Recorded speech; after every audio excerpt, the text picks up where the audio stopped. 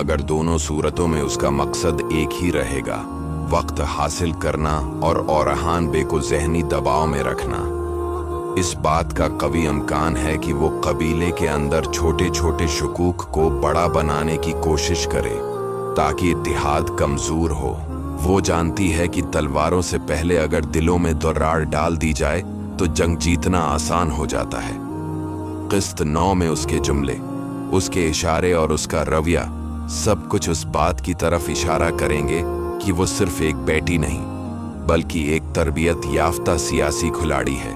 इसी दौरान ओरहान बे के लिए सबसे बड़ा चैलेंज ये होगा कि वो इस पूर्चा को कबीले में मौजूद रहने की इजाजत देकर किस हद तक खतरा मोल ले रहा है। अगली किस्त में उसकी सोच ज्यादा वाज़ेह होगी। वो ये समझ चुका होगा कि दुश्मन को करीब रखने का फायदा ये है कि उसकी चालें नजर में रहती हैं, मगर नुकसान ये है कि एक मामूली गलती पूरे कबीले को लपेट में ले सकती है। इसी किश्मकिश में ओरहान